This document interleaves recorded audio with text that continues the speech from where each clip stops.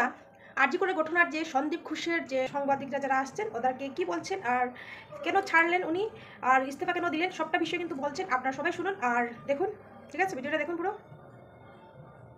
মৃত্যুর এই দুর্ঘটনার নৈতিক দায়িত্ব স্বীকার করে নিয়ে আজকে রেজিগনেশন দিলাম। ডাক্তারদের মধ্যেও কিন্তু অনেক চোর ডাকাত আছে, আপনারা হয়তো খুঁজে বার করবেন কেন সন্দীপ ঘোষের এত শত্রু। তার কারণ হচ্ছে অনেকেই চোর ডাকাত পয়সা তোলা বাজ, সেগুলো আমি আরজি করে বন্ধ করেছিলাম। আপনারা শুনলে আশ্চর্য হবেন, 5 বছর ধরে ডেথ সার্টিফিকেটের জন্য পয়সা দিতে হতো। আমার পরিবার যে যন্ত্রণা সহ্য করেছে, আমার ছোট ছোট দুটো বাচ্চা যে সহ্য করেছে, তাদের বাবা হিসাবে আমি লজ্জিত। আমাকে বাধ্য করেছে আমাদের আরজি করের ছাত্রছাত্রীদের আবেগ, আমাকে বাধ্য করেছে রাজ্যবাসীর সোশ্যাল মিডিয়ার বিভিন্ন পোস্ট।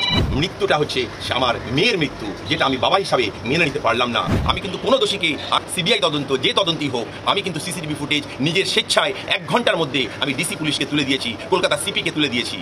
আমি চেয়েছি দোষীরা শাস্তি পাক, যে কুকুর যে জানোয়াররা ওকে ছিঁড়ে খেয়েছে তারা শাস্তি পাক। তারা ধর্ষক, তাদের কোনো জাত হয় না, তারা ডাক্তার হতে পারে, তারা সুইপার হতে পারে, তারা ধর্ষক, অতএব তারা শাস্তি পাক। আমি এই বলে আপনাদেরকে আমার রেজিগনেশন আমি দিলাম। আমি রাজ্যবাসীর কাছে প্রার্থনা করব যে আপনারা ভালো থাকবেন, সুস্থ থাকবেন। সরকারের কাছে প্রার্থনা করব, আশা করি আপনারাও ভালো থাকবেন, সুস্থ থাকবেন।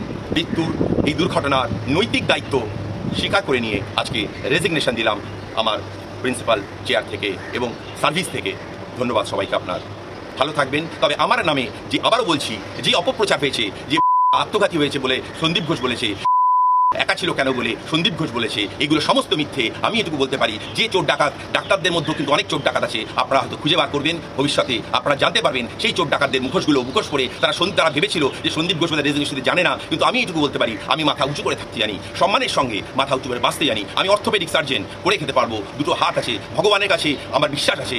আমি চাই যে সত্যি উদ্ঘাটিত হোক এবং আসল দোষীরা শাস্তি পাক। এমনকি আমি এই আবেদন করবো সরকারের কাছে, গত 3 বছর ধরে কেন ছাত্র আন্দোলন হয়েছিল, কেন সন্দীপ ঘোষের এত বিরোধিতা, সেগুলো সরকার যেন দেখেন। এবং কেন সন্দীপ ঘোষের এত শত্রু, তার কারণ হচ্ছে অনেকেই চোর ডাকাত পয়সা তোলা বাজ, সেগুলো আমি আরজি করে বন্ধ করেছিলাম। আমি আরজি করে যতদিন প্রিন্সিপাল ছিলাম আমি মাথা তুলে কাজ করেছি। আমি সৎ ব্যক্তি হিসাবে আমার আশেপাশে যারা থাকে, এই যে লোক দেখছেন আপনারা আজকে চিনে নিন, এরা প্রত্যেকটা লোক সৎ, এরা কেউ পয়সা খায় না। আমি দায়িত্ব নিয়ে বলে যাচ্ছি, এরা আপনার কাছে যে কোনো কাজ করবে। হ্যাঁ, তার জন্য আমাদের সুইপার, আমাদের কর্মবন্ধু, আমাদের গ্রুপ ডি, আমাদের ক্লারিক্যাল স্টাফ, আমাদের ডাক্তারবাবু, যেখানে যেখানে আমার মনে হয়েছে আমি নিজে যতটুকু পেরেছি পরিবর্তন করেছি একটা সুস্থ পরিষেবা পেশেন্ট পাঠিয়ে দেওয়ার জন্য।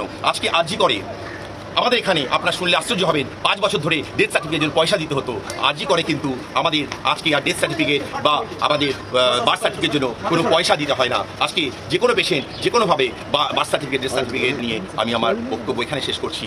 আশা করি নিয়ে সবাইকে ভালো রাখবেন। আমি চাইবো যে আরজি করের ছাত্রছাত্রীরা শীঘ্রই কাজে যোগদান করবে। আমার রেজিগনেশনই তাদের মেন কাম্য ছিল, সারা রাজ্যবাসীর কাম্য ছিল। আমার বলে মনে হয়েছে গত 3 দিন ধরে সোশ্যাল মিডিয়ায় আমি যে কটূক্তি সহ্য করেছি, আমার পরিবার যে যন্ত্রণা সহ্য করেছে, আমার ছোট ছোট দুটো বাচ্চা যে সহ্য করেছে, তাদের বাবা হিসাবে আমি লজ্জিত।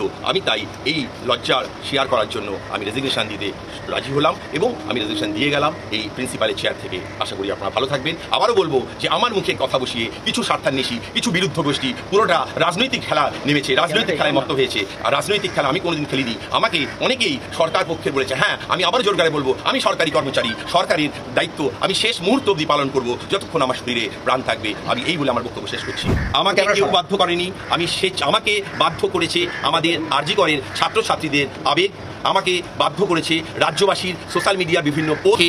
কোনো সরকারি কর্মচারী, কোনো মন্ত্রী আমাকে ফোন করেননি বা আমাকে বাধ্য করেন রেজিগনেশন দিতে। আমি স্বেচ্ছায় রেজিগনেশন দিচ্ছি। এখানে রাজনীতি করা হচ্ছে, একটা মেয়েকে, একটা তরুণ ডাক্তারকে ধর্ষণ করা হয়েছে, কি খুন করা হয়েছে সেটা পুলিশ বলবে, সেটা আমি বলতে পারবো না। শুধু এইটুকু বলছি, তার মৃত্যুটা স্বাভাবিক নয়, সেটা আমার মনে হয়েছে একজন ডাক্তার হিসাবে। আর তার দোষ হিসাবে আমাকে দোষী প্রতিপন্ন করা হচ্ছে সোশ্যাল মিডিয়াতে, ফেসবুকে, আপনাদের প্রিন্ট মিডিয়াতে, সব জায়গাতেই। আজকের একটাই খবর, সন্দীপ ঘোষ কেন অধ্যক্ষ আরজি করে এখনো আছে। তাই জন্য আমি মনে করলাম এই নৈতিকতার দায়িত্ব থেকে একজন মানুষ হিসাবে আমি রেজিগনেশন দিলাম। আমি যখন আরজি করে জানতে পারলাম, আমাকে ওদের ইউনিটের ইনচার্জ ডক্টর সুমিত রয়তাপাতা যখন আমাকে ফোন করে জানান যে মেয়েটি অস্বাভাবিক মৃত্যু হয়েছে, স্যার কি করব। আমি তখন বললাম যে আপনি তো মেয়েটির বাবা, আপনি কি করবেন আমাকে জিজ্ঞেস করছেন? একজন মেয়ে আপনার ঘরের সামনে পড়ে আছে, আপনি আমাকে জিজ্ঞেস করছেন? রাখুন ফোনটা, আমি আসছি। আমি এসে কিন্তু প্রথমেই সেই স্পটে যাই। আপনারা জানেন না সেদিনকে ঘটনা আপনারা কেউ ছিলেন না সেদিন ক্যাম্পাসে, আপনারা খোঁজ নিয়ে দেখতে পারেন যে আমি নিজে সেই স্পটে যাই, আমি নিজে পুলিশ অফিসারকে রাস্তায় আস্তে আস্তে ফোন করি এবং পুলিশ অফিসার কিন্তু তখনই চলে আসে এবং তারপরে পুলিশ অফিসার আসার পরে সেই ঘটনা তদন্তও শুরু হয়ে যায় এবং লঘু করে কোনোভাবে ঘটনা দেখা হয়নি। আপনারা জানেন না, হয়তো ফরেন্সিক এক্সপার্টরাও 2 ঘন্টার মধ্যে পৌঁছে যান, লালবাজারের সিপিও পৌঁছে যান এবং পুলিশের তদন্ত জুডিশিয়াল ম্যাজিস্ট্রেট আন্ডারে সব কিছুই কমপ্লিট হয়ে যায় ওই খুব অল্প সময়ের মধ্যে। আর যদি আমি লঘু করে দেখতাম তাহলে আমি নিজে থেকে আমার সিসিটিভি ফুটেজ আমার হাসপাতালের 1 ঘন্টার মধ্যে আমি কিন্তু পুলিশকে হ্যান্ডওভার করতাম না। আর তার রেজাল্ট আপনারা দেখবেন অনেক ক্ষেত্রেই দোষীদের ধরতেই কিন্তু পুলিশের অনেক সময় লেগে যায়। এখানে কিন্তু একজনকে অন্তত পুলিশ 24 ঘন্টার মধ্যে কিন্তু